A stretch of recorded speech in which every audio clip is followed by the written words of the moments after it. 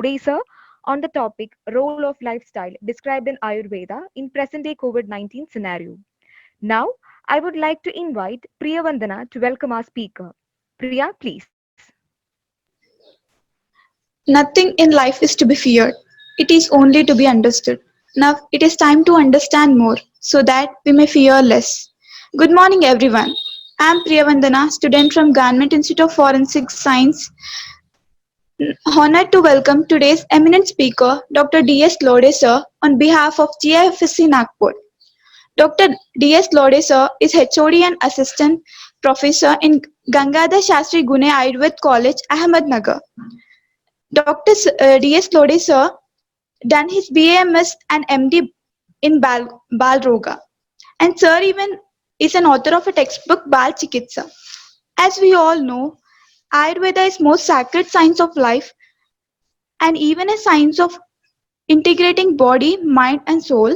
And today, sir will be sharing his expert opinion on the role of lifestyle described in Ayurveda in present COVID day scenario.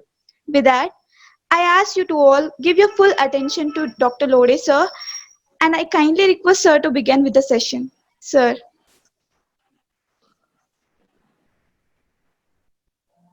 Thank you, organizers. Am I audible? Yes, sir, you're audible. You can proceed. Yes. Yeah, okay. Okay. Welcome all. And I'm presenting this online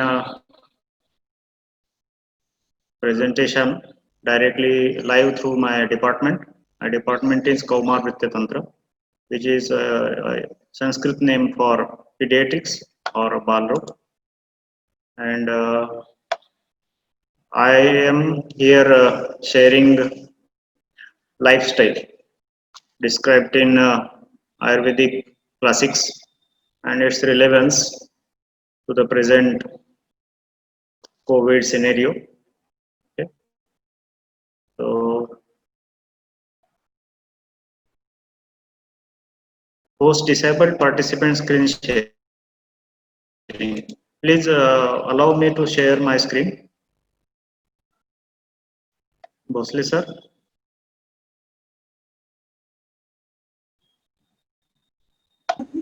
Done, sir. Okay. Yes. Yes. I got the sharing permission. Okay. And here, welcome all. My Department of Commerce Vritya Tantra, welcomes you. Welcome all. I am presenting online lecture on the role of lifestyle described in Ayurveda in present day COVID-19 scenario. All you know, COVID-19 is an infectious disease and it's a pandemic all over the world. And my short intro, myself, Dr. Dattatreya Lode. I am BOS member, MHS Nasik. That is the only university, medical university in Maharashtra. And I am associate professor and HOD of Department of Kumar Vritya Tantra, that is Balro, GS Gune Ayurved College, Ahmednagar, Maharashtra state. Objective of my presentation, the participants will be able to know about the health measures to protect it, and participants will know Vedic Shamatva, that is immunity, and its determinants like Ahar and Vihar. So Ahar is a diet and Vihar is a lifestyle. And this is short 24 slide presentation, but all the terminologies presenting I am here will be new for you all people. So we will take it quite slow to present. Okay. I am starting with definition of Ayurveda. You might have heard or it may be a repetition to you all. So Ayurveda has some aims and objective. So here I will take a short introduction of Ayurveda. So Ayurveda tells us Hitahitam Sukham Dukha Ayush Tasya Hitahitam. So body में या life में सुख और दुख के लिए जो भी हितकर और अहितकर है, सुख होने के लिए और दुख होने के लिए, तो सुख को कहते हैं हम आरोग्य, हेल्थ, और दुख को कहते हैं हम डिसीज और अनहैप्पी। कोई भी रीजन से हो सकता है। तो उसके लिए जो भी हितकर और अहितकर, हित और अहित जो है वो इस ब्रांच में हम स्टडी करते हैं, जिसे आयुर्वेद कहते हैं। मानम च तच्च यत्रोक्तम आयुर्वेद स उच्यते। And Ayurveda has a aim and objective described. So two aim and objective has been described in Ayurveda. स्वस्थस्य स्वास्थ्य रक्षणम, आतुरस्य विकार प्रशमनम च। स्वस्थ जो है उसका स्वास्थ्य को रक्षण करना। अभी पैंडेमिक में यही चल रहा है कि जो स्वस्थ है उसको इन्फेक्ट ना हो, उसको स्वस्थ ही रखना है, उसको इन्फेक्शन ना हो, वो डिसीज ना हो जाए। तो स्वस्थस्य स्वास्थ्य रक्षणम, आतुरस्य विकार प्रशमनम। आतुर मतलब रोगी। तो रोगी को अगर विकार होता है या डिसीज होता है, व्याधि होता है, तो उसका शमन करना है, उसको ट्रीट करना है।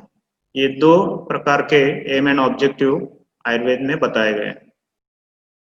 तो ये दोनों ऑब्जेक्टिव, एम एंड ऑब्जेक्टिव, इस कोविड-19 सिनेरियो में इम्प्लीमेंट होते हैं, यूजफुल है। And the definition of health by WHO, health is a state of complete physical, mental and spiritual and social well-being. So it is a combination of physical, mental, spiritual and social well-being, and not merely absence of the disease or infirmity.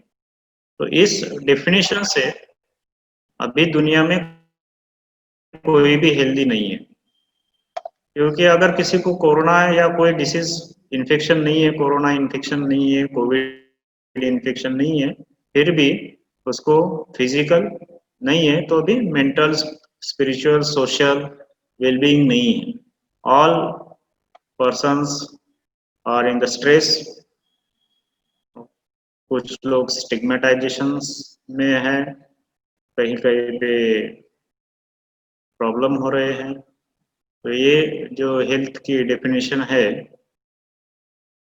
ये अभी completely सबको useful नहीं हो रही है। सभी इस definition से हम आतुर कह सकते हैं या रोगी कह सकते हैं। In Ayurveda there are multiple definitions of health, but among these I have decided to present here the Kashyap Samhita Kashyap Samhita definition. And Kashyap Samhita definition has given like a clinical definition, चिकित्सालयीन व्याख्या, clinical definition कि खुद को अगर आपको जज करना है, define करना है कि हम हेल्थ के स्टेट में है या नहीं है, तो इन सब लक्षणों को हमने देखना चाहिए। तो हम एक एक समझेंगे। अन्नाभिलाषो, अभिलाषा इच्छा होना चाहिए, अन्न की इच्छा होना चाहिए, इट्स कॉल्ड एज अन्नाभिलाषो, खाने की इच्छा होनी चाहिए। भुक्तस्य परिपाकः, जो खाना खाते हैं उसका पाक होना चाहिए, मतलब वो डाइजेस्ट होना चाहिए। सुखेन च, सुखपूर्वक उसका डाइजेशन होना चाहिए, डाइजेशन में आपको कोई प्रॉब्लम नहीं होना चाहिए। सृष्ट विन्मूत्र वातत्वम,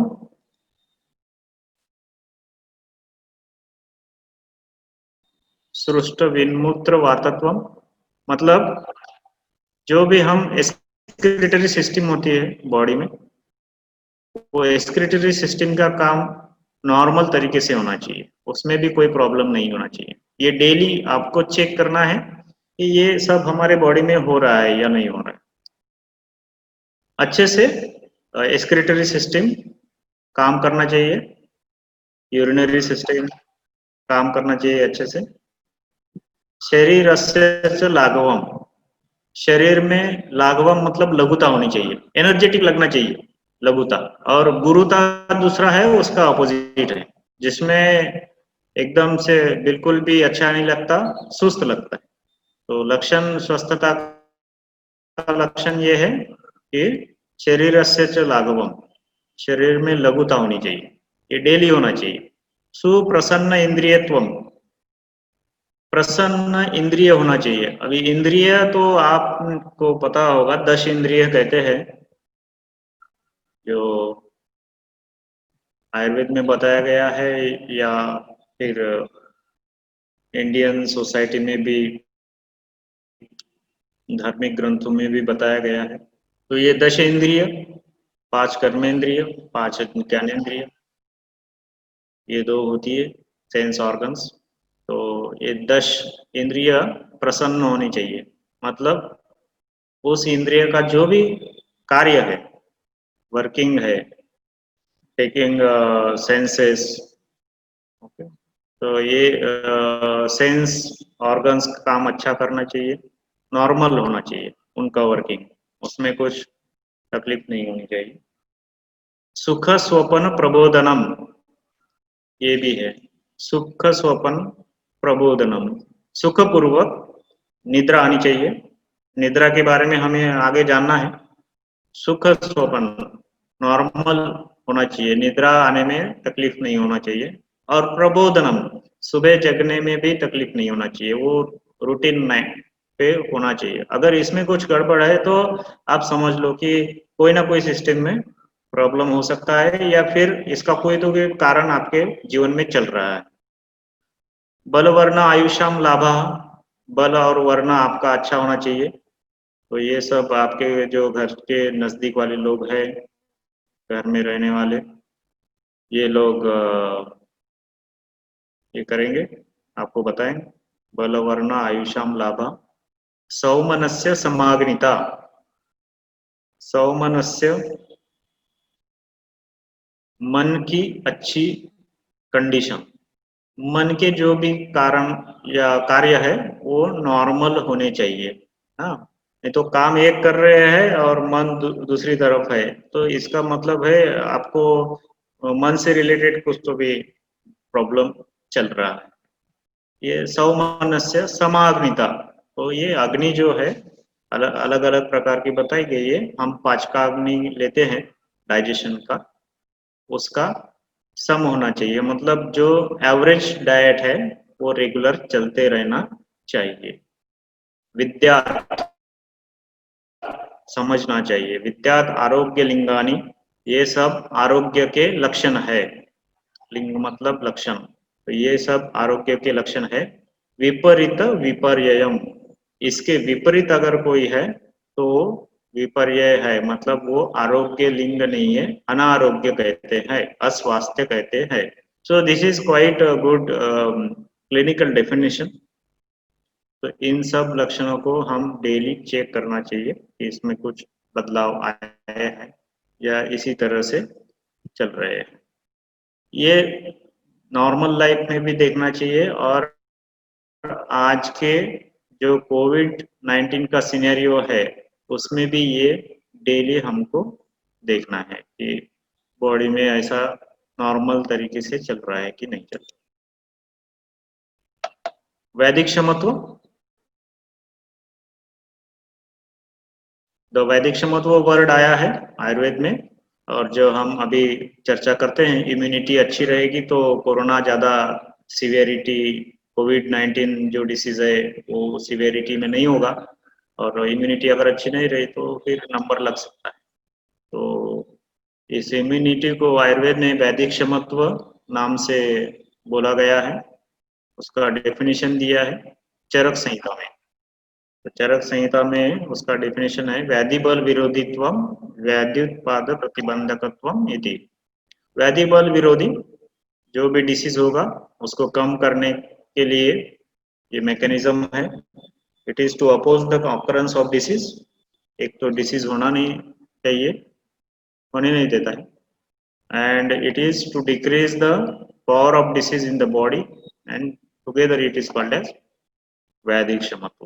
तो आज की कोविड-19 जो सिनेरियो चल रहा है, चाहे कोई भी कौन से भी सिटी में का क्यों ना हो, सभी तरफ फैला हुआ है। तो हमें इसी वर्ड को, इम्यूनिटी या वैदिक क्षमता, इसको ही ध्यान में रखना है। जो भी डेली हमारी लाइफस्टाइल है इसी पे डिपेंडेंट होनी चाहिए, ये अच्छा रहना चाहिए। और इसके कुछ डिटर्मिनेंट्स है वो हम आगे देखेंगे कि कैसे इफेक्ट करता है। और आप सब मॉडर्न साइंस से रिलेटेड लोग यहाँ पे है, लेकिन कभी सभी साइंस में कुछ खामियां रह जाती है, या जो परंपरागत साइंस है, एंशियंट साइंस है, उसमें भी इसका कुछ विचार किया हुआ है या नहीं किया हुआ है, इसके बारे में हम आगे देखेंगे। तो ये दो प्रकार का वैदिक क्षमत्व बताया गया है, और आयुर्वेद में बताया है कि कौन से पर्सन को कम वैदिक क्षमत्व हो सकता है, ये भी चरक संहिता में बताया गया है। मेरे स्क्रीन पे थोड़ा सा ये किसी ने मार्क कर दिया है। भोसले सर जी, क्या आप इसको निकाल सकते हैं? आपको दिखाई दे रहा है स्क्रीन पे कुछ मार्किंग्स हो चुके हैं।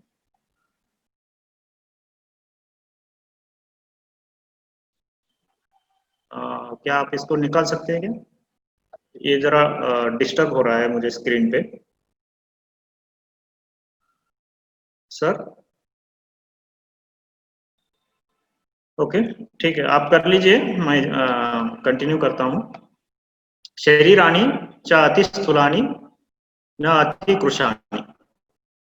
तो ये अलग अलग, हाँ थैंक यू सर, ओके निकल गया है। तो ये अलग अलग प्रकार के जो शरीर में फीचर्स हमको दिखाई देते हैं, फिनोटाइपिक, तो या फिर डिसीज भी हो सकता है, तो वो लोग सब विपरीतानी पुनर्व्याधि असहानी, व्याधि को सह नहीं सकते, मतलब उनके शरीर में इन्फेक्शन होने के चांसेस ज्यादा हो सकते हैं, या फिर हम सीधा कहेंगे कि वैदिक क्षमत्व कम हो सकते हैं।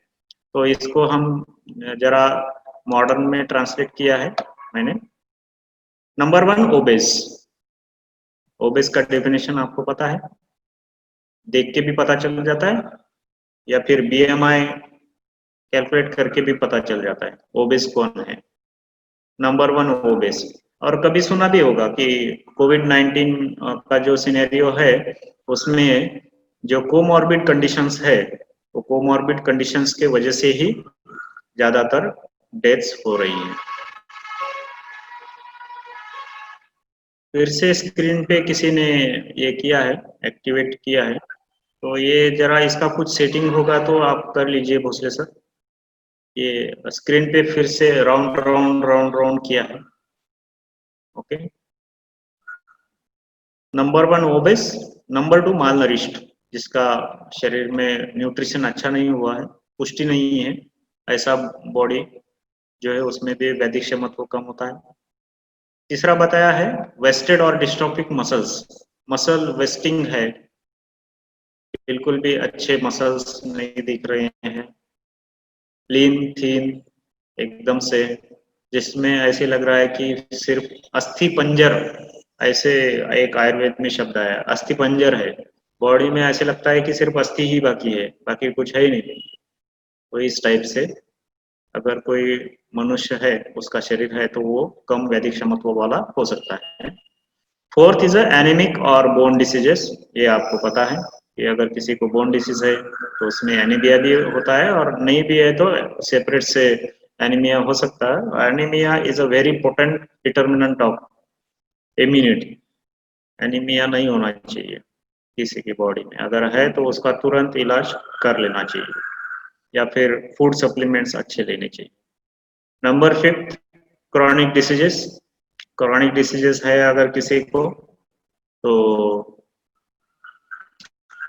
वैदिक क्षमता कम हो सकता है। देन इम्प्रॉपर और इनकम्पेटिबल डाइट, इम्प्रॉपर डाइट है और इनकम्पेटिबल डाइट है तो भी वैदिक क्षमत्व कम हो सकता है। ये इम्प्रॉपर और इनकॉम्पेटिबल डाइट क्या है, वो आगे डाइट सेगमेंट में हम डिटेल से देखने वाले हैं। Then inadequate diet mean starvation, जैसे कि कई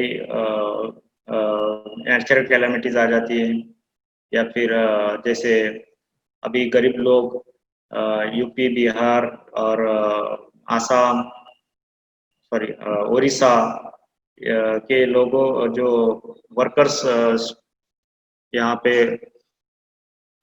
अटक गए थे, जा नहीं रह पा रहे थे घर में, कुछ लोग पैदल चल के निकल गए, कुछ लोग बीच में ही डेथ हो गई कुछ लोगों की, तो ये इनएडिक्वेट डाइट, तो ये स्टारवेशन है अगर किसी में ज्यादा, या फिर कोई ज्यादा उपवास करता है, सोमवार का भी उपवास है, मंगलवार का भी उपवास है, बुध का भी उपवास है, गुरु का भी उपवास है, इस टाइप से अगर ज्यादा स्टारवेशन होता है तो भी वो वैदिक क्षमता को कम करने के लिए कारण हो सकता है। And number 8 is a psychological disturbance. So psychological disturbance is a potent determinant to get low immunity, anxiety होना या स्ट्रेस होना, स्ट्रेस से भी ज्यादा होता है। आपने ऑब्जर्व किया होगा, आप स्टूडेंट्स हैं या फिर आप टीचिंग फैकल्टी है, तो आपने एक ऑब्जर्व किया होगा, जो मैंने ऑब्जर्व किया है, कि जो स्टूडेंट्स होते हैं वो ज्यादातर बीमार कब गिरते हैं, ज्यादातर कब उनको डिसीजेस होते हैं, तो जब एग्जाम्स आती है या एग्जाम का स्ट्रेस होता है या फिर निद्रा कम होती है, उस पीरियड में ज्यादातर बच्चे बीमार होते हैं, स्टूडेंट्स ज्यादातर बीमार होते हैं। तो ये एक बहुत इम्पोर्टेंट डिटर्मिनेंट है जहाँ पे इम्यूनिटी या वैदिक क्षमत्व कम हो जाता है। ये 8 पॉइंट्स चरक संहिता में बताए गए हैं। 8 पॉइंट्स में हम कह सकते हैं कि ये ज्यादा इन्फेक्शंस हो सकते हैं, या फिर ये 8 पॉइंट्स होने वाले शरीर या किसी इंडिविजुअल ने ज्यादा ध्यान देने की जरूरत है, प्रिकॉशंस लेने की जरूरत है। और फैक्टर्स अफेक्टिंग द बल और इम्यूनिटी, तो उसी से लेके चरक ने और कुछ बातें बताई हैं कि जिसमें इम्यूनिटी डिफाइन होती है, बलवत पुरुषे देशे जन्म बलवत पुरुषे काले। तो ऐसे ये कुछ पॉइंट्स बताए, 12-13 पॉइंट्स है, इसके भी बारे में हम देखेंगे। तो ये मेरा डिपार्टमेंट है पीडियाट्रिक्स, तो पीडियाट्रिक में इम्यूनिटी कम होती है, तो उसको ज़्यादा हमको प्रोटेक्ट करना जरूरी है। और क्यों होती है, तो उस पर डिपेंड करता है कि area, born to the area where people are with good immunity, area कौन सा है, एरिया के हिसाब से भी इम्यूनिटी में डिफरेंट चेंज होते हैं। Born to the parents with good immunity, parents की इम्यूनिटी अच्छी रहेगी तो फैमिली के हिसाब से भी हो सकता है, या जेनेटिक रिलेशन से भी हो सकता है, इम्यूनिटी कम हो सकती है, अच्छी हो सकती है। Born to the parents with good immunity, अच्छी इम्यूनिटी रहेगी। अगर कम इम्यूनिटी है पेरेंट्स की भी, तो बच्चे को भी इम्यूनिटी कम होगी। बॉर्न एट गुड सीजन, तो सीजन का भी इफेक्ट होता है। तो एक्सपेक्टेड डेट ऑफ डिलीवरी कब आ रही है, इसका भी ध्यान रखना चाहिए, और उस हिसाब से प्लान प्रेगनेंसी एडवाइस करना चाहिए। Born at normalcy of the season, season में अगर नॉर्मलसी नहीं है, उसमें कुछ भी चेंजेस है, जिसे हम अतियोग कहते हैं, मतलब ठंडी है तो बहुत ज्यादा ठंडी है, या बारिश हो रही है तो बहुत ज्यादा बारिश हो रही है, या फिर समर है तो बहुत ही ज्यादा हीट हो रही है, तो उसको नॉर्मल सी नहीं है। तो वो अगर नॉर्मल सी में जन्म नहीं हुआ तो उसका भी इफेक्ट हो सकता है इम्यूनिटी पे। बॉर्न विद द नॉर्मल बीज एंड क्षेत्र, बीज को हम स्पर्म कहते हैं और क्षेत्र को यूट्रस कहते हैं, ये अगर नॉर्मल नहीं है तो इम्यूनिटी में चेंजेस आ सकते हैं। बैलेंस डाइट, बैलेंस डाइट होना चाहिए सभी में। तो ये मैंने यहाँ से ग्रीन कलर कर दिया है, तो इसको हम चेंज कर सकते हैं, बॉर्न को चेंज नहीं कर सकते। बॉर्न एक बार हो गया तो उसमें चेंजेस नहीं आ सकते, ओके। लेकिन जो 6 नंबर से वो हम यहाँ पे मॉडिफाई कर सकते हैं, from 6 to 13 we can modify. Balance diet, इसको हम चेंज कर सकते हैं। बॉडी अगर गुड नहीं है तो उसको चेंज करने,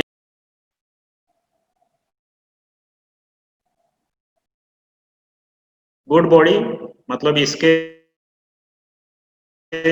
पूर्व जो हम चरक ने जो बताए गए हैं कि abnormal 8 types of the body, वो अगर है तो उसमें चेंजेस करने के लिए क्या जरूरी है उसका ट्रीटमेंट करना चाहिए। Then compatible lifestyle, lifestyle compatible होना चाहिए। तो आगे जाके लाइफस्टाइल ही देखना है हमको। दो चीजें ज्यादा ध्यान देना है, आहार और विहार। तो विहार मतलब लाइफस्टाइल, आहार मतलब डाइट। आहार और विहार ये दो बातें ज्यादा इंपॉर्टेंट है। देन नॉर्मल साइकोलॉजी, हमारा थॉट प्रोसेस नॉर्मल होना चाहिए, उसमें कुछ बदलाव नहीं होना चाहिए जिसके कारण स्ट्रेस या एंजाइटी तैयार हो। Then immunity matures according to the nature's law, जैसे जैसे नेचुरल ग्रोथ होगी उस हिसाब से इम्यूनिटी मैच्योर होती है। तो बच्चों में at the early stage immunity कम होती है, और जैसे जैसे बड़े होते हैं वैसे वैसे इम्यूनिटी बढ़ती जाती है। तो दिस इज अ नॉर्मल। स्वभाव संसिद्ध ऐसा शब्द आया है, स्वभाव से ही इम्यूनिटी बढ़ती है। Immunity good at young age, तो एडल्ट एज में इम्यूनिटी गुड होती है। सो एज भी डिफर करता है। व्यायाम, योगा और एक्सरसाइज से इम्यूनिटी पे इफेक्ट होता है। व्यायाम करना चाहिए, योगा और एक्सरसाइज, आसन प्राणायाम करना चाहिए। एंड हैप्पीनेस, हैप्पीनेस अगर रहेगा तो इम्यूनिटी कुछ करने की जरूरत ही नहीं पड़ेगी, अपने आप इम्यूनिटी नॉर्मल मेंटेन रहेगी। These are the 13 determinants of immunity described by Charak in Ayurveda. And life में जो 3 उपस्तंभ बताए गए हैं, तो ये 3 उपस्तंभ चरक ने भी बताए हैं। त्रय उपस्तंभ आहारो स्वप्नो ब्रह्मचर्यमिति। तो 3 चीजों का ध्यान में रखना है। उपस्तंभ, स्तंभ, स्तंभ का मतलब होता है पिलर, कॉर्नरस्टोन या पिलर, जो ताकत देता है किसी बिल्डिंग को। तो ये 3 चीजें लाइफ को ताकत देती है या पिलर्स है। आहार, स्वप्नो ब्रह्मचर्यमिति। आहार डाइट, स्वप्न मतलब नॉट द, क्या हम जनरल लैंग्वेज में स्वप्न जिसको कहते हैं तो वो नहीं है। स्वप्न मतलब निद्रा, स्लीप। और स्लीप मेडिसिन करके एक स्पेशल ब्रांच भी आई है मॉडर्न मेडिकल साइंस में, आपको पता होगा। तो उसका इतना इम्पोर्टेंट है हेल्थ में। एंड ब्रह्मचर्य में थी, तो ब्रह्मचर्य का भी इफेक्ट है, ब्रह्मचर्य का पालन करना चाहिए और उससे भी बॉडी के इम्यूनिटी पे इफेक्ट होता है। हम आगे देखेंगे कैसे होता है। Basic modification in lifestyle. So आहार के बाद अगर लाइफस्टाइल में चेंज करना है तो क्या क्या चेंज करना है। दिनचर्या, निशाचर्या, ऋतुचर्या, ये 3 बातें हमको ध्यान में रखना है। दिनचर्या मतलब दिन में कैसे रहना है, निशाचर्या रात को क्या करना है, एंड ऋतुचर्या सीजनल वेरिएशन को हमको कैसे चेक करना है या उसमें कैसे बदलाव करना है ऋतु के हिसाब से। ये 3 बातें लाइफस्टाइल में हमको इंक्लूड करना है। दिनचर्या, निशाचर्या मतलब रात्रिचर्या, और ऋतुचर्या। चर्या का मतलब है लाइफस्टाइल, दिन में कैसी होनी चाहिए, रात्रि में कैसी होनी चाहिए, और ऋतु में अगर सीजन में बदलाव हो रहा है तो उसमें कैसी होनी चाहिए। ये तीनों बातें हमको ध्यान में रखना है। So we have modification levels. Number 1 आहार, डाइट में मॉडिफिकेशन अगर अच्छा है तो ठीक है, नहीं हो अच्छा है तो इसमें हमको ध्यान देना है। आप खुद अकेले हर एक का असेसमेंट कर सकते हैं, अपने फैमिली का असेसमेंट कर सकते हैं।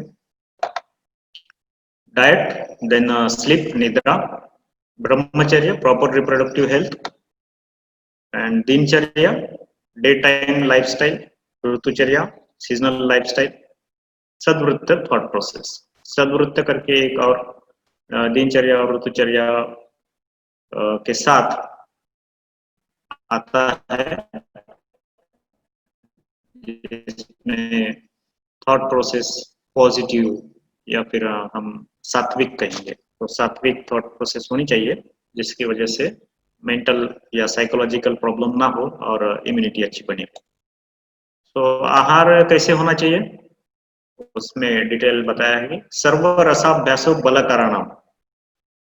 ये चरक ने विमान स्थान में, मतलब ये डिफरेंट चैप्टर्स है चरक संहिता के, तो उसमें ये एक लाइन दी है, सर्वरसाभ्यासो बलकराणाम।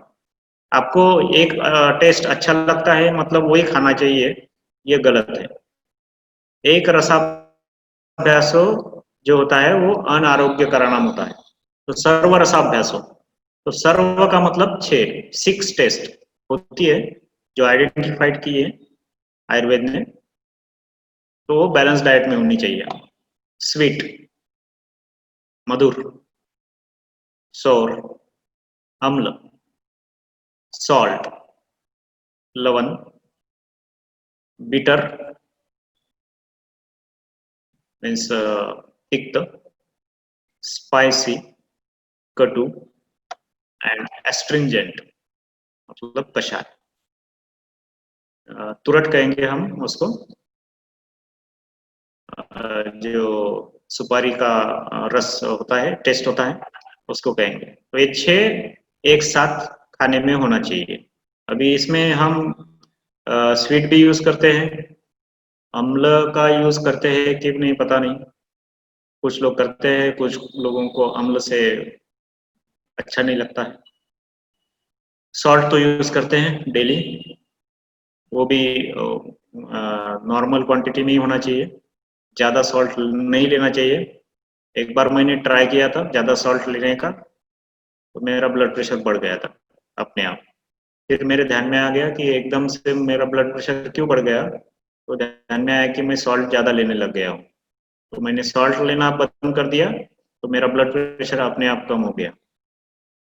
टैबलेट शुरू नहीं किया मैंने, तो उसको कहते हैं निदान परिवर्जन। आपको जो भी हेतु है या फिर उसका कॉज है, एटियोलॉजी जो है, वो अगर आपके ध्यान में आ गई है और अगर आप उसको अपने आप बाजू कर देते हो, दूर होकर कर देते हो, तो जो भी एबनॉर्मल चीज बॉडी में हुई है वो अपने आप शांत हो जाती है। उसको कहते हैं निदान परिवर्जन। तो सॉल्ट नॉर्मल में लेना चाहिए। बीटर, अब ये बीटर कोई टेस्ट लेता है कि नहीं पता नहीं है, अगर नहीं लेता है तो लेना शुरू कर दीजिए, ये बहुत इंपॉर्टेंट है। एंड स्पाइसी तो लेते हैं, ये ज़्यादा नहीं होना चाहिए, नॉर्मल जो सहन हो बॉडी को वही लेना चाहिए। और ये एस्ट्रिंजेंट कषाय रस का भी इसका सेवन होना चाहिए। तो ये 6 जो टेस्ट है वो डाइट में होना चाहिए। नंबर 1, उष्ण होना चाहिए, warm in temperature with exceptions. कुछ एक्सेप्शन है उसमें, गर्म नहीं खाना चाहिए, लेकिन जनरली सबको गर्म खाना ही खाना चाहिए। जहाँ पे भी अभी लाइफस्टाइल ऐसी है हमारी कि कई होता है खाना और कई नहीं खाना होता है वार्म, तो जहाँ पॉसिबल है, इतना पॉसिबल है, तो अप टू द 100% हम ट्राई करना चाहिए कि हमको वार्म टेम्परेचर वाला ही खाना मिले, उसका कुछ अरेंजमेंट कर देना चाहिए। नंबर 3, स्निग्ध, मतलब सम फैटी कंटेंट होना चाहिए।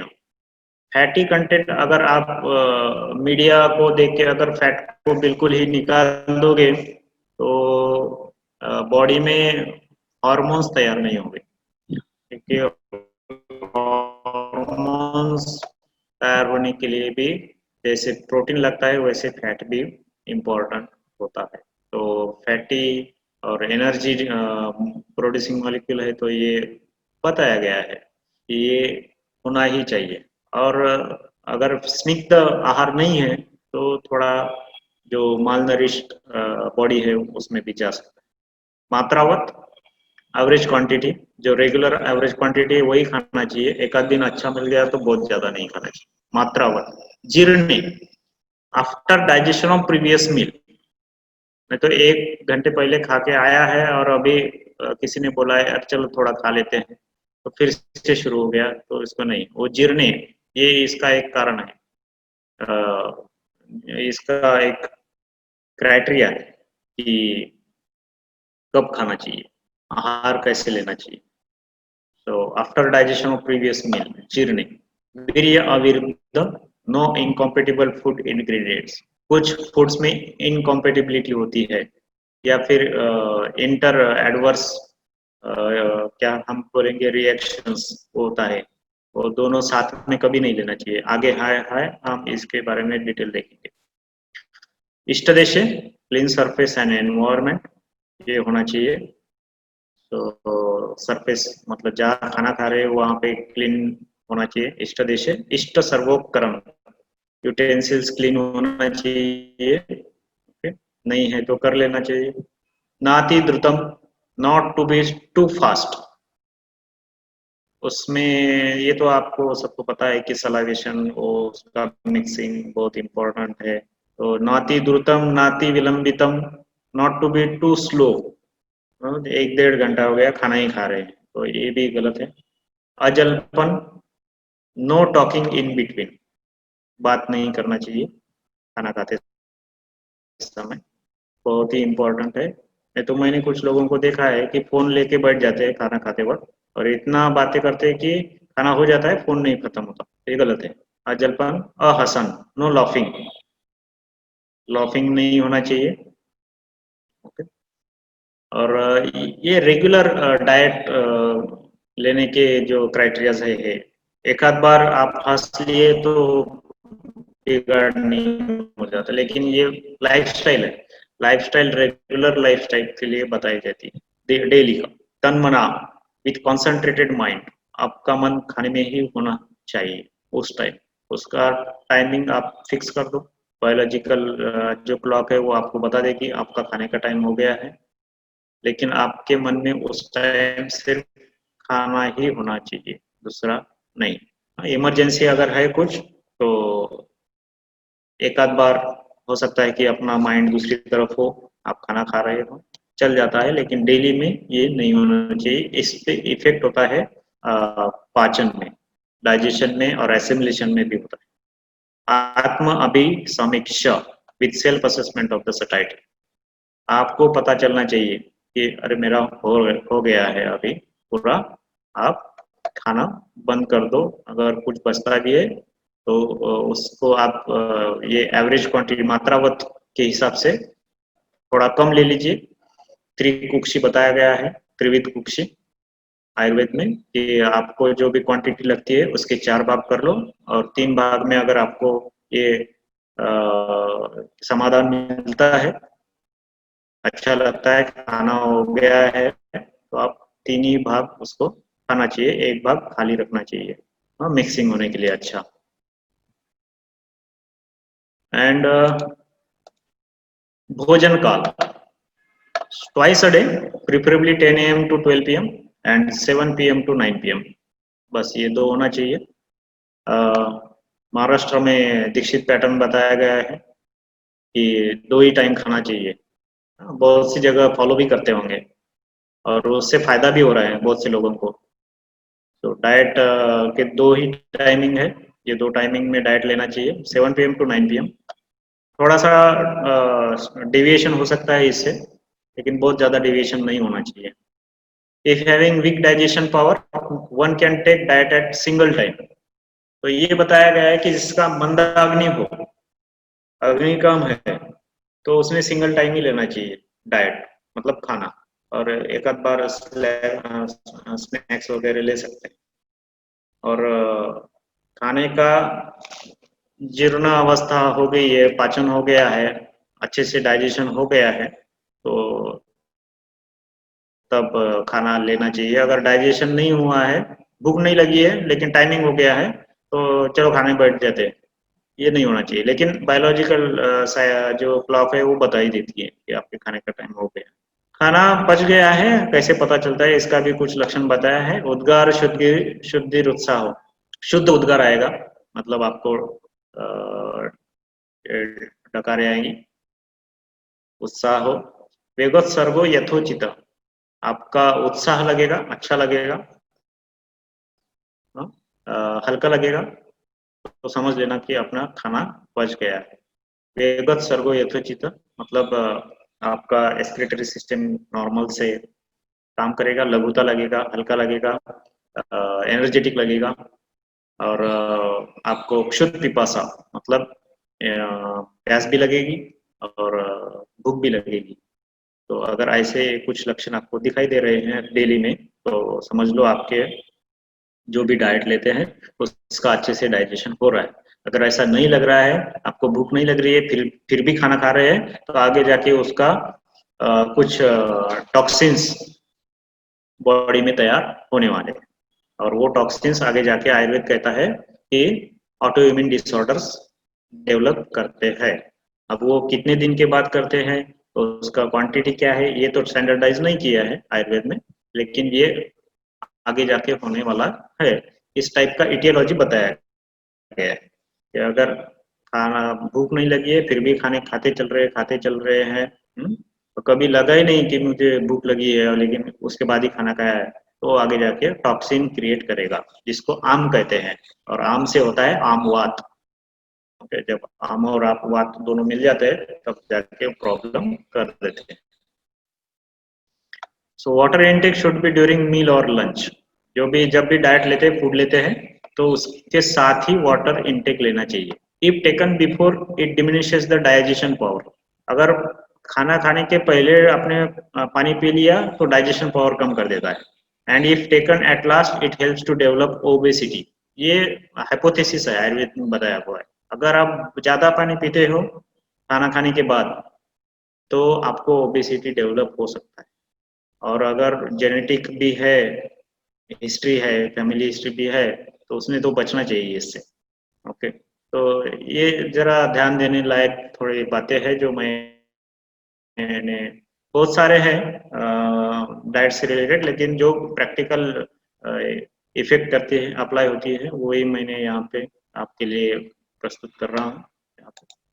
And what should we do avoid, विषम भोजन, ये अवॉइड करना चाहिए, ये ध्यान में रखना चाहिए। तो इसमें 5 है, अध्यशन, विषमासन, समशन, अनशन और विरुद्धासन।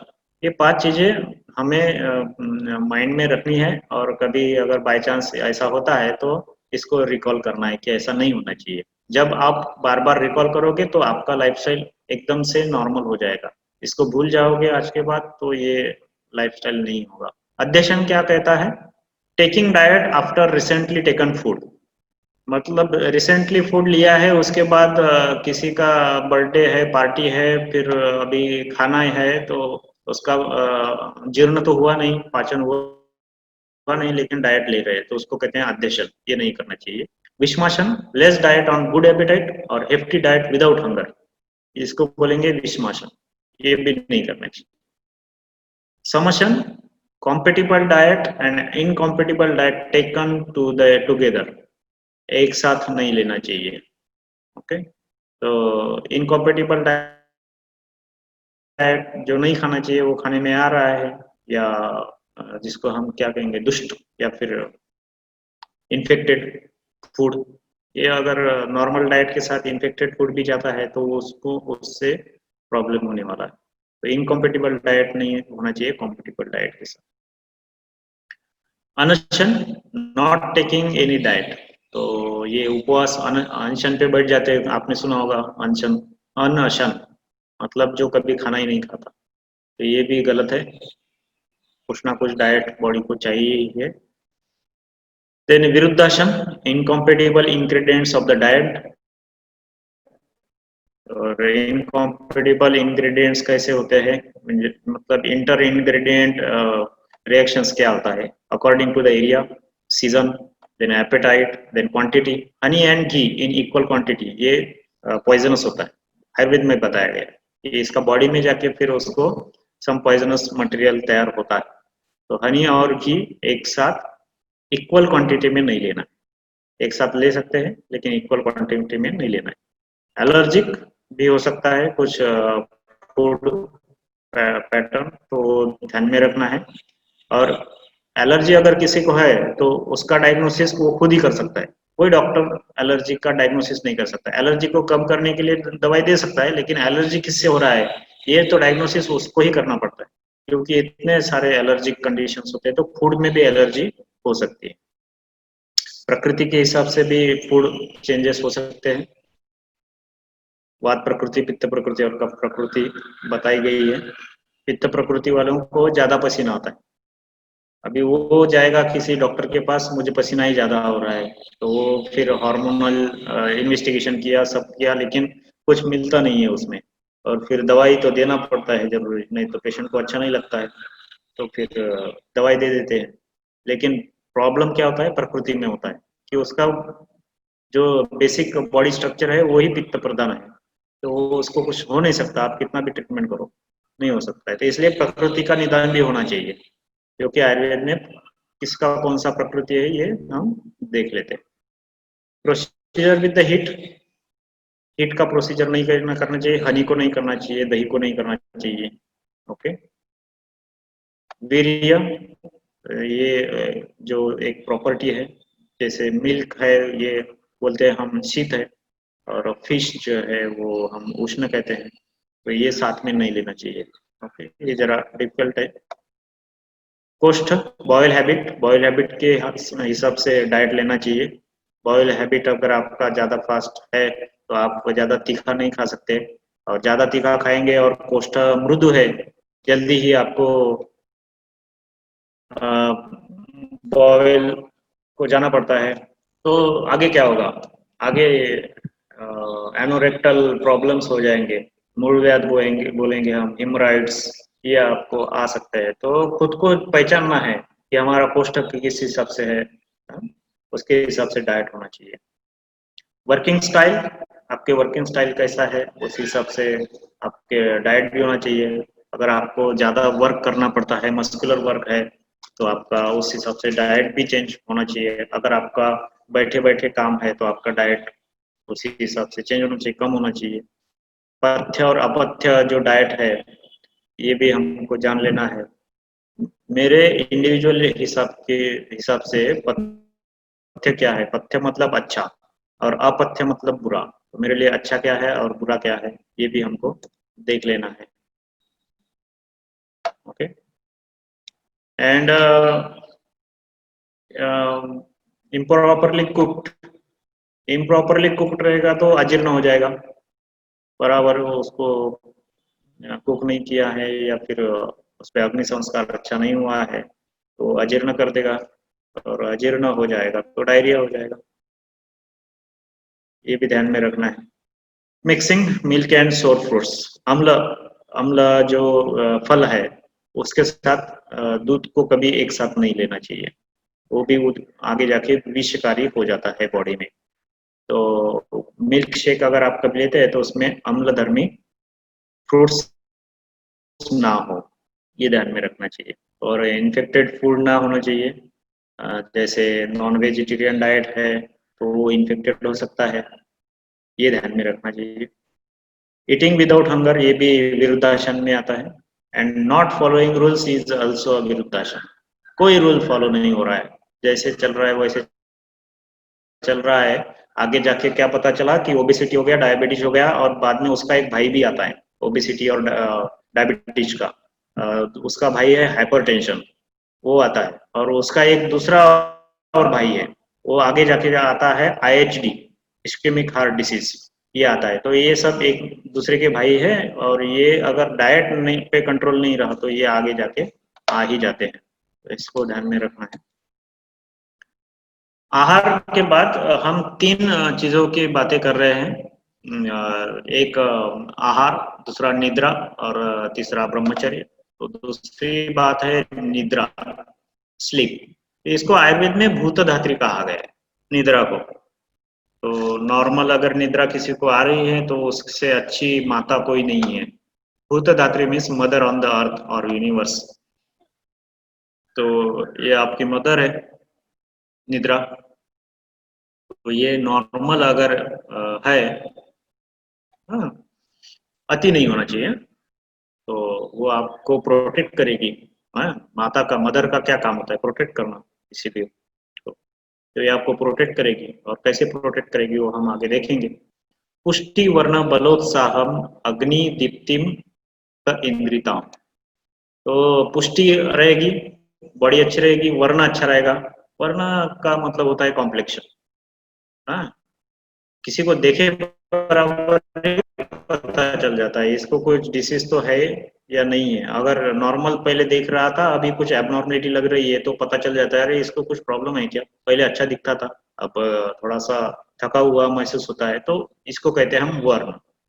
हाँ, तो ये कुछ आयुर्वेदिक टर्मिनोलॉजी है जो प्रैक्टिकल टर्मिनोलॉजी अगर आप इसको कंपेयर करेंगे तो थोड़ा सा मिसअंडरस्टैंडिंग भी हो सकता है। हाँ, तो वर्ण हम दूसरे इसमें भी देखते हैं, लेकिन ये यहाँ पे जो वर्ड आया है वर्ण, ये कॉम्प्लेक्शन या फिर जो तेज होता है बॉडी पे, उसको हम वर्ण कहते हैं। बल उत्साह अग्निदीपन, बल होना चाहिए, उत्साह होना चाहिए, अग्निदीपन भी होता है। करोति धातु साम्यम, जो धातु है, और धातु सप्त धातु कहे गए हैं। रस रक्त मांस में अस्थि मज्जा शुक्र, तो ये रस तो प्रमुख धातु है, इसी से सब बनते हैं। तो रस धातु अच्छा है या नहीं है, वो भी चेक कर लेना चाहिए। तो मॉडर्न में हम सीबीसी कहते हैं उसको, इन्वेस्टिगेशन में। पहला इन्वेस्टिगेशन अगर किसी को करते हैं हम, तो सीबीसी ही करते हैं। तो वो बहुत ही इनिशियल स्टेज में है, लेकिन अगर रस और रक्त धातु का अगर हमको चेक करना है तो एकदम इनिशियल स्टेज में सीबीसी पता चल जाता है, लेकिन उसके बहुत सारे पैरामीटर्स और क्राइटेरिया है।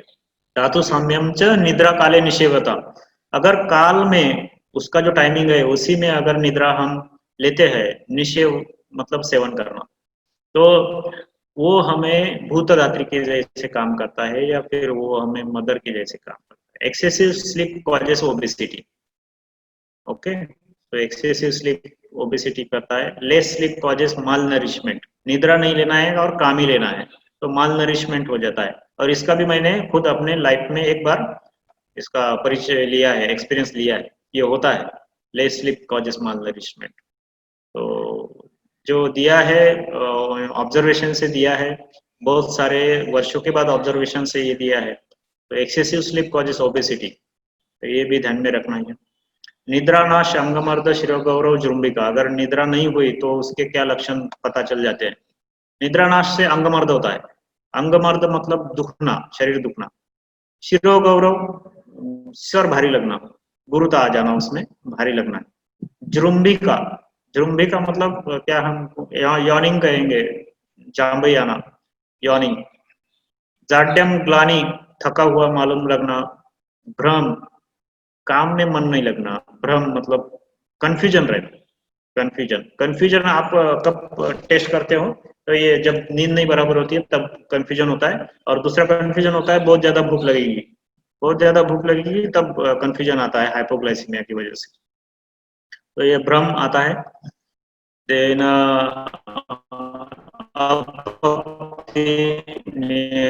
मतलब पाचन बराबर नहीं होना खाने का। और तंद्रा, तंद्रा रहती है, दिन भर लगता है ऐसे कि अभी सो जाए, तो ये निद्रानाश के सब लक्षण है। और अगर ये रेगुलर चलता है निद्रानाश, तो रोगाश्च वातजा, वात व्याधि उसको हो जाती है। वात व्याधि जनरली होती है एक तो जॉइंट से रिलेटेड, बोन से रिलेटेड, या फिर ब्रेन से रिलेटेड। ये तीन सिस्टम्स है, जो तीन सिस्टम में वात का ज्यादा प्रॉब्लम होता है, तो वात व्याधि हो जाती है, आगे जाके बोल दिया है। तो निद्रा नाश नहीं होना चाहिए। निद्रा इज वेरी इंपॉर्टेंट, उपस्तंभ कहा गया है, मैंने पहले भी एक स्लाइड में बोला है, ये उपस्तंभ है लाइफ का, निद्रा। दिवास्वाप, day time sleep is not advocated except in ग्रीष्म सीजन, ग्रीष्म समर सीजन। ग्रीष्म ऋतु में ही सिर्फ दिवास्वाप कर सकते हैं। दिवास्वाप मतलब day time sleep, day time sleep advocated नहीं है। ओके, तो अभी तो होम वर्क फ्रॉम होम चल रहा है। हाँ, वर्क फ्रॉम होम चल रहा है कोविड-19 में, तो दिवास्वाप नहीं करना है, और क्यों नहीं करना है, तो इससे ओबेसिटी बढ़ जाएगी। ओके, और जब समर सीजन है तभी आप दिवा स्वाप ले सकते हैं। And if night shifting working है, नाइट शिफ्ट में आप वर्किंग करते हैं तो तभी आपको दिवा स्वाप करना है। और उसका भी रेशो दिया है कि night shift worker should sleep half of the night sleep loss. जो रात में 11 10 से 6 बजे तक का अगर कुछ नाइट स्लीप लॉस होता है तो उसके जितने भी आवर्स होंगे उससे आधा स्लीप टाइम दिन में होना चाहिए, पूरा नहीं।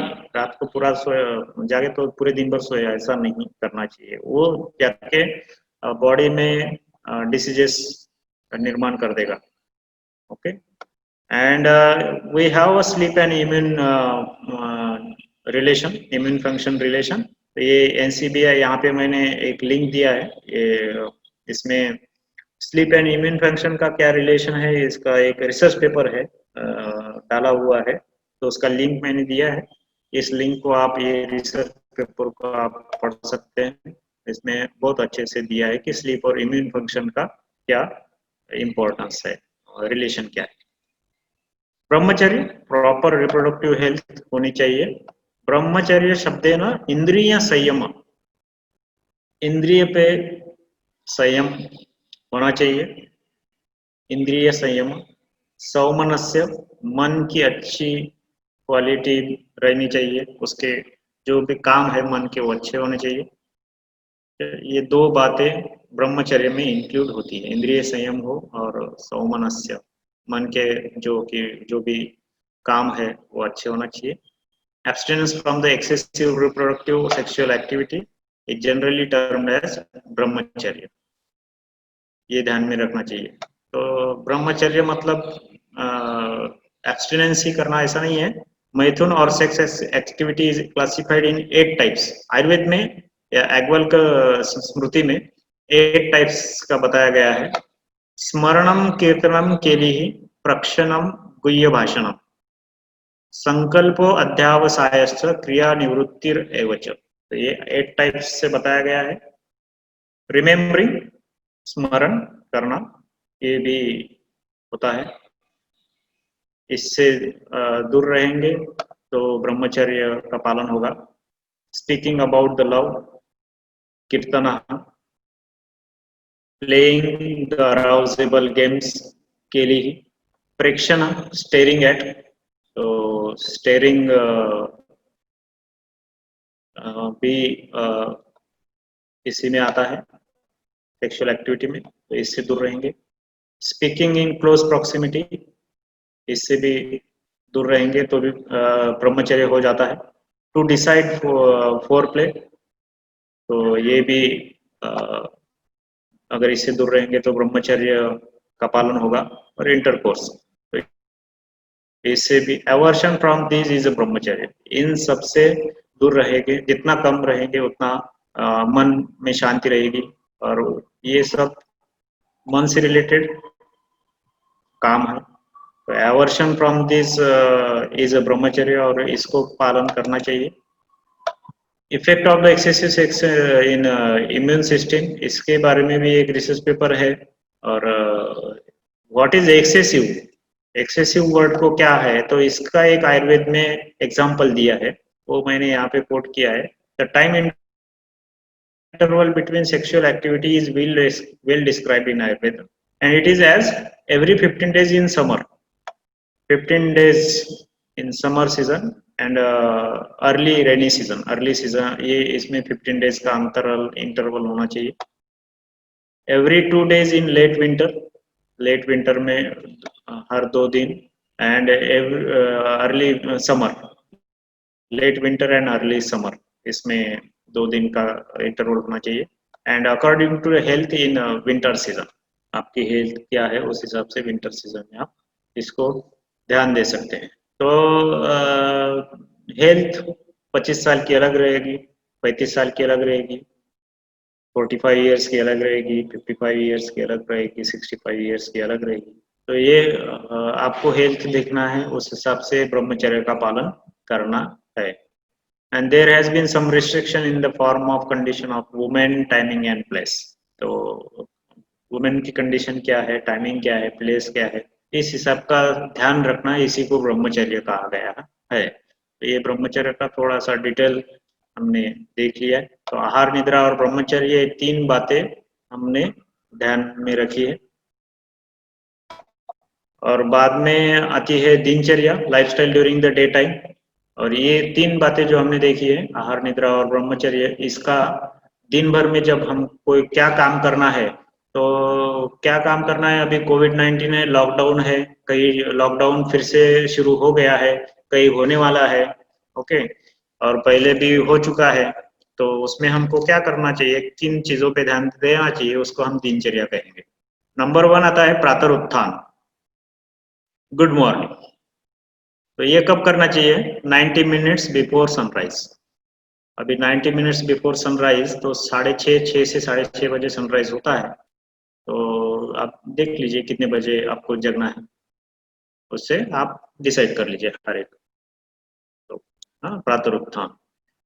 तो अगर आपको सुख स्वप्न चाहिए और प्रबोधन भी चाहिए, हमने पहली स्लाइड में देखा है वो जो स्वस्थता की लक्षण है।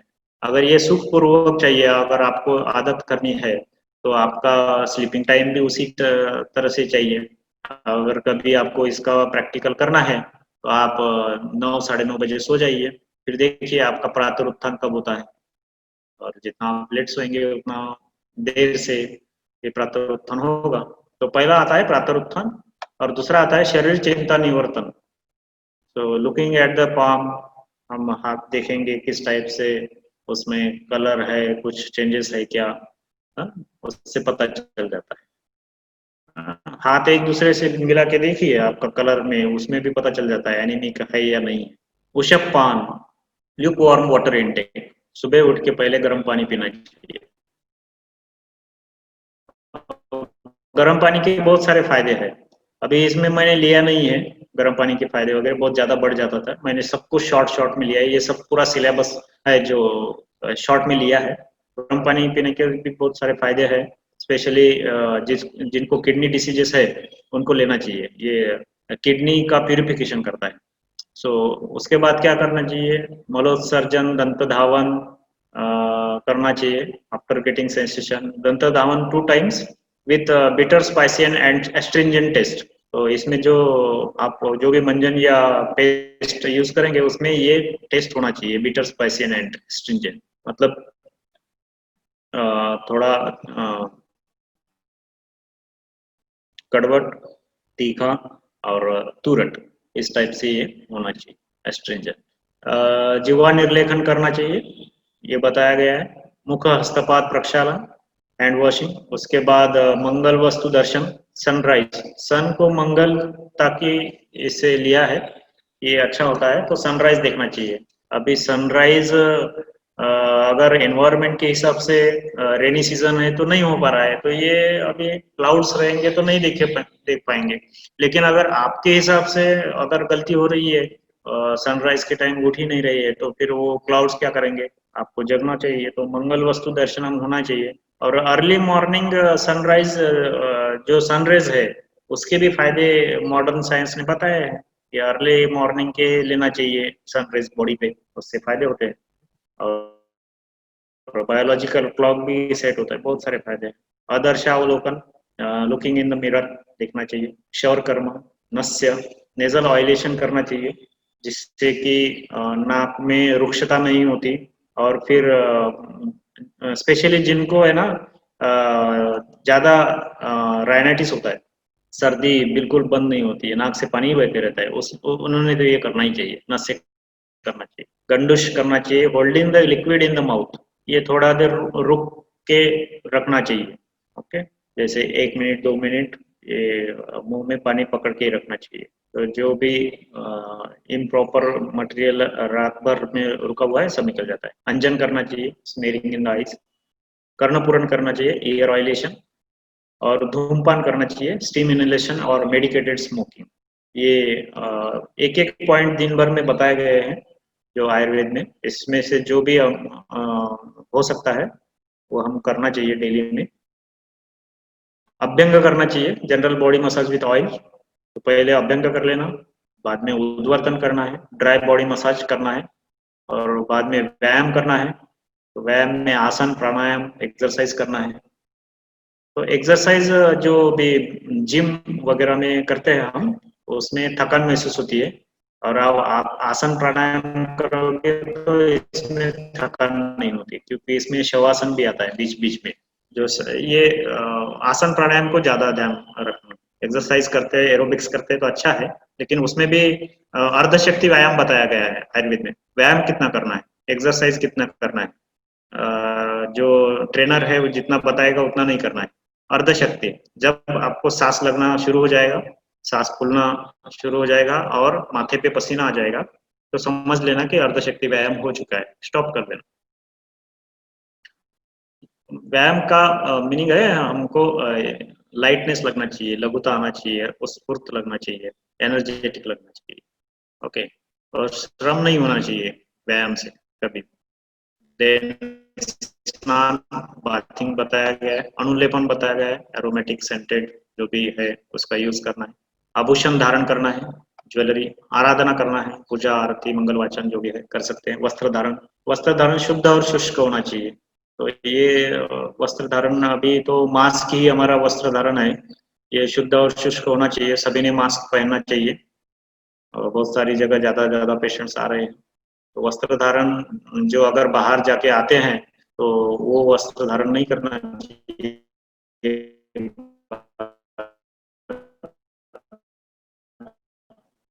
तांबुल सेवन भी बताया गया है, का मतलब जो पान टपरी पे मिलेगा वो नहीं लेके आना है। जो आयुर्वेद में बताया गया है इसका भी डिटेल है, तो उसके हिसाब से ही उस पैरामीटर्स को साथ में लेके ही तांबुल सेवन करना है। चिविंग बिटल नट लिप।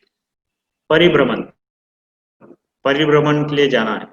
तो ये आयुर्वेद के टाइम बाहर लोग घूमने के लिए निकलते थे, अभी हम जॉब और वर्क के लिए जाते हैं, तो बाहर जाना है। दंड धारण बताया गया है, सेफ्टी प्रिकॉशंस रहना है। अगर आपको परिभ्रमण जाना है तो आपके साथ सेफ्टी प्रिकॉशंस होना है। तो अब दंड धारण को छोड़ दीजिए, हम सेफ्टी प्रिकॉशंस को ध्यान में रखना चाहिए। और सेफ्टी प्रिकॉशंस आपने सुने होंगे। क्या सेफ्टी प्रिकॉशंस है अभी? एक तो मास्क, दूसरा सोशल डिस्टेंसिंग, और तीसरा फ्रिक्वेंट हैंड वॉशिंग या फिर सैनिटाइजर्स यूज करना है, और मुंह को और आप हाथों को बार बार स्पर्श नहीं करना है। या फिर आपने मास्क भी पहना है तो मास्क को एंटीरियर सरफेस पे बिल्कुल हाथ नहीं लगाना है। अगर मास्क को उतारना भी है और चढ़ाना भी है मुख पे, तो उसके फिर सिर्फ स्ट्रिंग को ही हाथ लगाना है, आगे बिल्कुल भी टच नहीं करना है। मैंने बहुत सारे लोगों को देखा है, पेशेंट भी आते हैं ओपीडी में, तो कोई किसी का नाक पे होता है, किसी का मुंह पे होता है, तो कोई नीचे गले में लटकाता है। ये सब गलत बातें हैं, इससे से ज्यादा पेशेंट बढ़ रहे हैं। ये हमें ध्यान में, सेफ्टी प्रिकॉशन ध्यान में रखना है। एंड सेंट्रल काउंसिल ने हमें जो ट्रेनिंग दिया है कोविड-19 का, सब लोगों को लेने के लिए बोला गया है, तो हम उसमें मास्टर ट्रेनर भी है। इसलिए ये सब हमें बिल्कुल ध्यान में रहता है कि क्या क्या करना है और क्या क्या नहीं करना है। हाई रिस्क कॉन्टैक्ट और लो रिस्क कॉन्टैक्ट से भी दूर रहना है। वो कैसे पहचाने हैं ये सब आप दीक्षा जो वेबसाइट है, दीक्षा में आप MOHFW करके अगर ये किया है, सर्च किया है, तो उसमें ये सब ट्रेनिंग आ जाते हैं। MOHFW में ministry of health and family welfare, तो उसमें आपको ये मिल जाएगा सब डिटेल्स। फिर ये सब प्रिकॉशंस करना है। फिर जॉब वर्क से आने के बाद विश्राम करना है, रेस्ट करना है, और फिर रात्रि चर्या का पालन करना है। तो लाइफस्टाइल ड्यूरिंग नाइट टाइम, इसमें भोजन, और भोजन में स्पेशली एक बात है कि दही नहीं खाना चाहिए।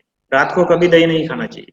रात को अगर आपने दही खाया तो रेस्पिरेटरी जो ट्रैक्ट है वो आपको थोड़ा सा बुझा बुझा ऐसा ऑब्स्ट्रक्टेड लगेगा।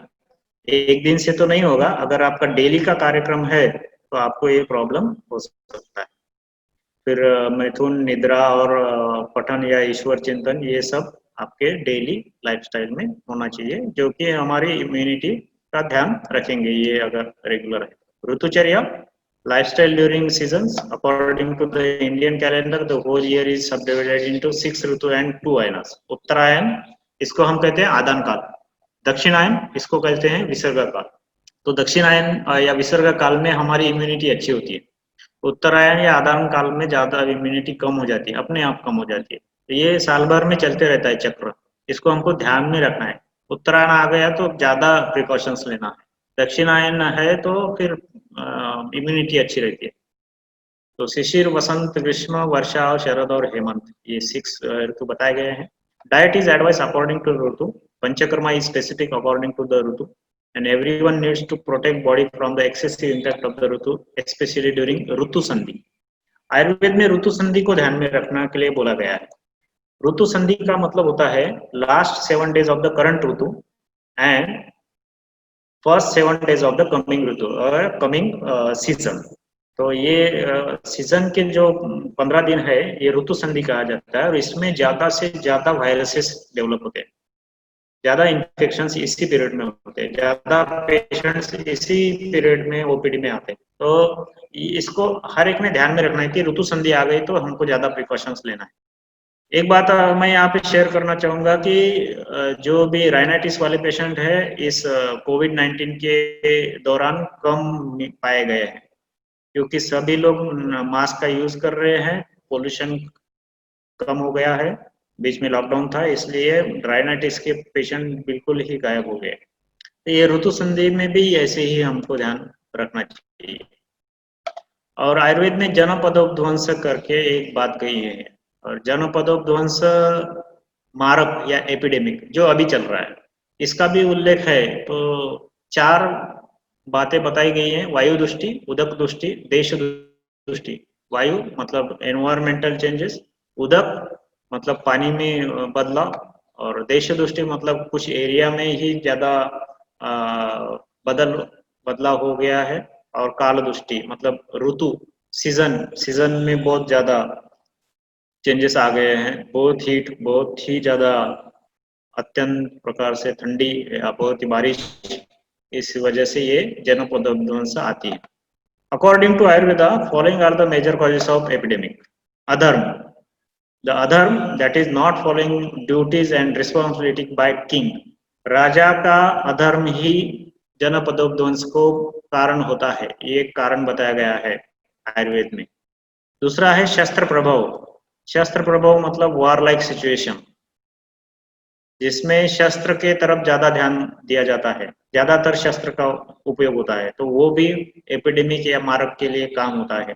बायोलॉजिकल वेपन भी कुछ बोल रहे थे बीच में, वो भी आ सकते हैं. रक्षगन, माइक्रोब्स एक्टिवेट हो जाना, जो अभी ये तीसरा कारण है, ये भी अभी के एपिडेमिक के लिए कारण है. तो रक्षगन के कारण की वजह से मारक और जनपदोपध्वंस होता है. और अभिशाप बोला है नेचुरल कैलेमिटीज आ जाती है, उसके लिए कोई कारण बोल नहीं सकते. So in this scenario, we have to follow optimum positive and integrated lifestyle. तो इंटीग्रेटेड लाइफस्टाइल होनी चाहिए. जो भी मैंने यहाँ पे प्रेजेंट किया है इसमें से जो अच्छा लगे, जो आप कर सकते हैं वो आपने करना चाहिए, और जो आपको अच्छा लगे आप कर सकते हैं वो दूसरों को भी बताना चाहिए. इससे आपको फायदा ही होगा, किसी को हानि ना हो, ऐसी मैं ईश्वर से प्रार्थना करूंगा. और यहाँ पे मैं रुकना चाहूंगा. आयोजकों का मैं यहाँ पे धन्यवाद देना चाहूंगा.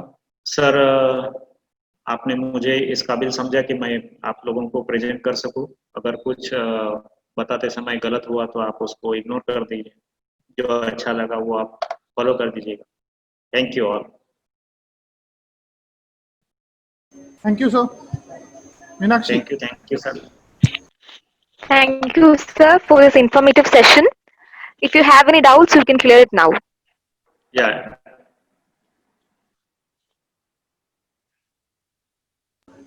अगर कुछ क्वेश्चंस है तो आप चैट बॉक्स में डाल सकते हैं. जी.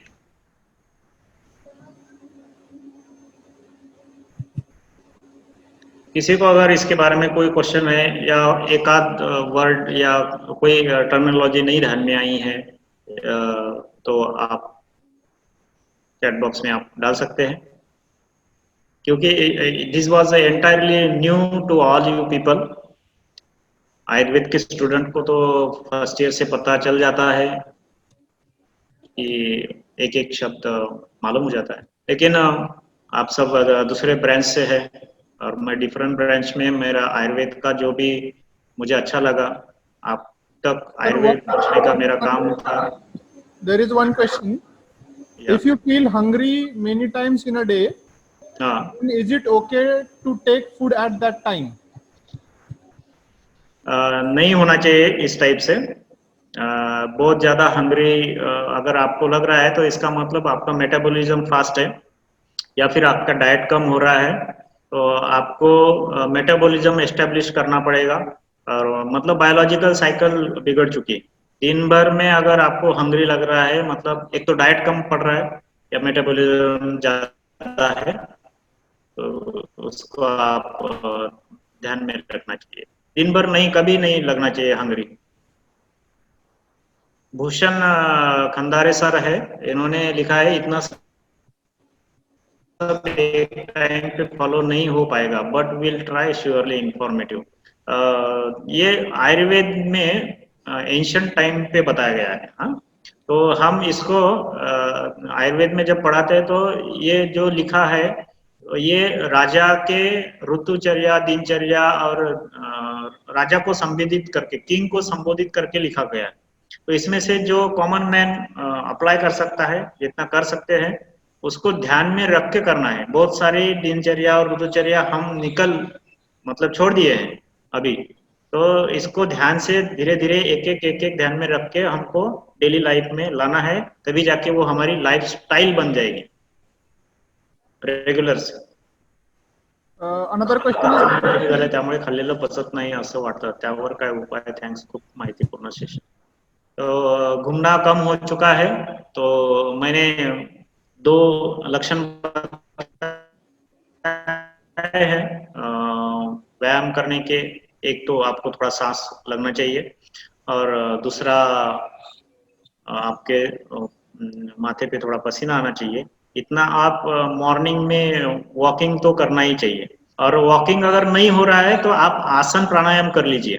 आसान प्राणायाम के बहुत सारे वीडियोस यूट्यूब पे मिल जाएंगे और बहुत सारी जगह चार्ट्स भी मिलते हैं, ट्रेनर भी मिलते हैं। और अभी इंटरनेशनल योगा दिन हो गया, तब बहुत सारी जगह उसके कैंप भी लगे थे। तो आप आसन ट्राई कीजिए घर में, और 30 मिनट्स भी आपने एक बार एक आसन किया, 1 मिनट के लिए एक आसन करना चाहिए, ज्यादा नहीं करना।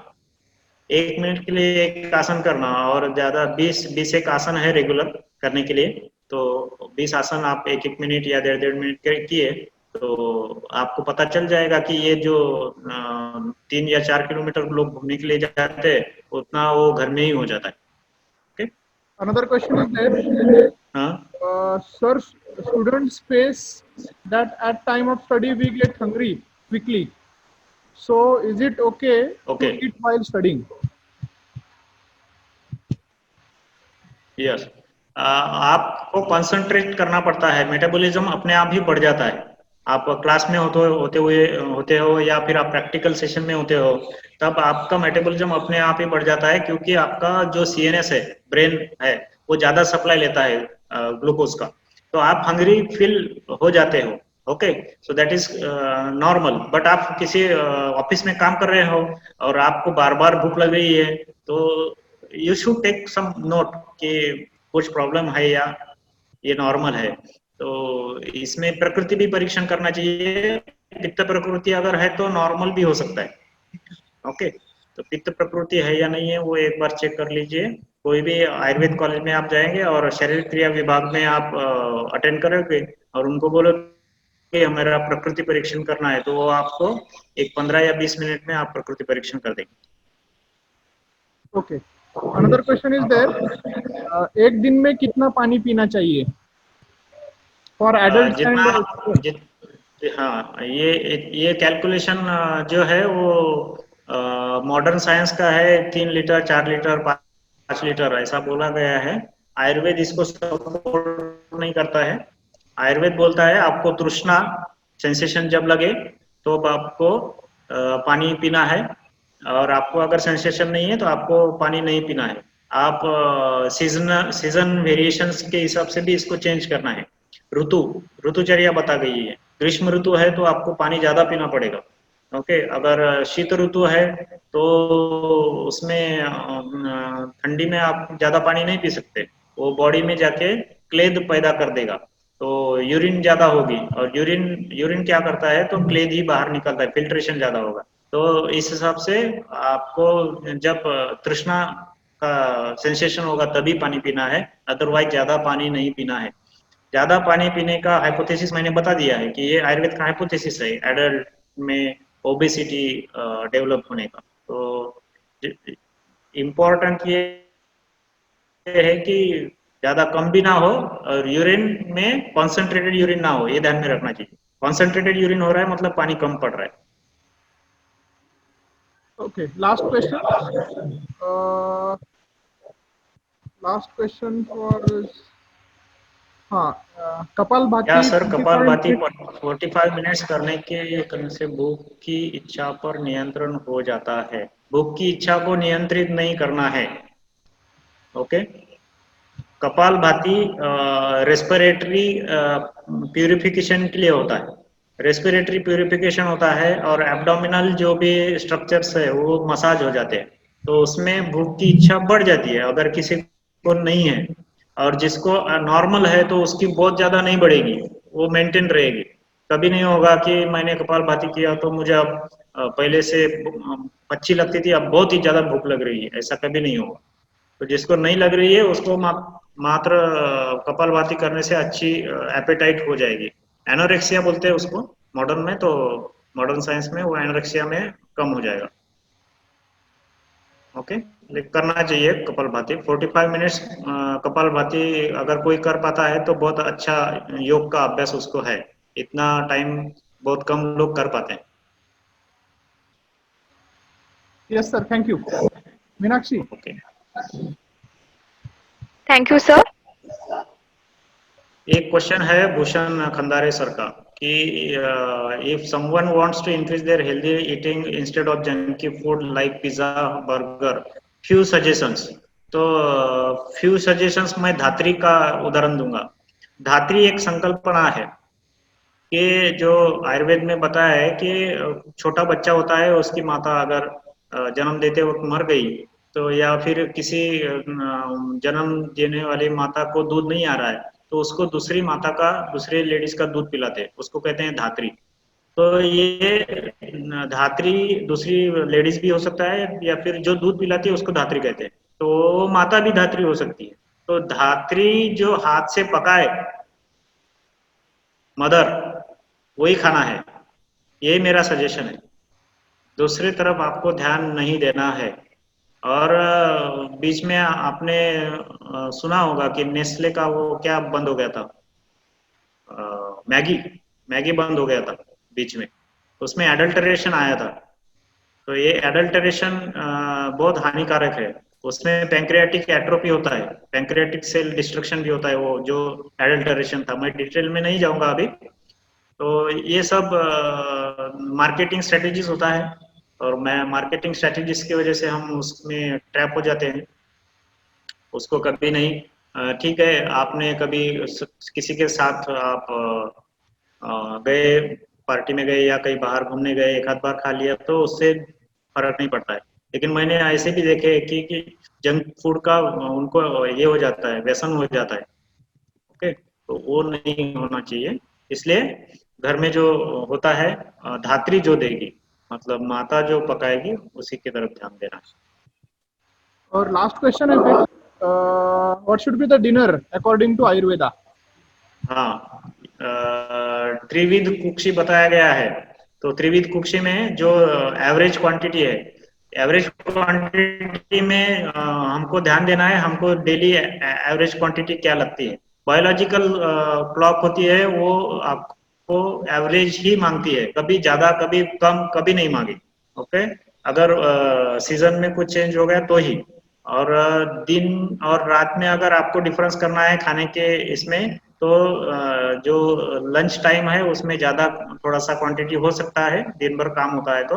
डिनर के टाइम तो कम रहना चाहिए क्वांटिटी इस हिसाब से। और हल्का आहार लेना चाहिए, बहुत हेफ्टी फैटी डाइट नाइट के टाइम डिनर में नहीं रहना चाहिए। और टाइमिंग तो मैंने बोल दिया है कि 7 से 9 के बीच में टाइमिंग रखना चाहिए। आप एस्टेब्लिश करो इस पैटर्न को। आपको मैंने जो ये बताया है प्रेजेंटेशन में, आप इसको एस्टेब्लिश करने का प्रयत्न करो। थोड़ा तकलीफ होता है क्योंकि अभी ये लाइफस्टाइल कोई फॉलो ही नहीं करता है, बहुत तकलीफ होती है। हम थोड़े इसमें मॉडिफिकेशन करके हम अब वहां तक पहुंच रहे हैं। तो आपको थोड़ा सा प्रॉब्लम होगा ये इसमें आ जाने के बाद। और कभी इसका अच्छा आपको एक्सपीरियंस आए, अच्छा इफेक्ट आपको महसूस हो तो मुझे याद कीजिएगा। Yes sir. Meenakshi Thank you, sir. Yes Parul, आप कंटिन्यू करिए। Parul, please give away the thank you note. Am I audible? Hello, Parul, you can proceed. Am I audible? Yes, you are audible. Okay. Good afternoon, everyone. I am Parul Pore of PhD First Year of Government Institute of Forensic Science and an NSS volunteer. I would like to thank Dr. T.S. Sir for his guidance and support. Your words of encouragement will definitely guide us through this period. We all are inspired by your gracious presence. I am also grateful to our participants for their utmost cooperation and patience. Thank you, everyone.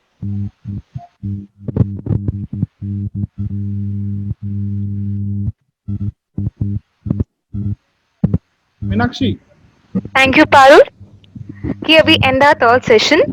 The next session is at 2 p.m. and the session is handled by Posha Chawla ma'am on the topic impact of social media on mental health. Thank you, everyone. Thank you, Thank sir. you, Bhosle sir, inviting me. Thank you very much. Thank you. Thank you, sir. Okay, bye.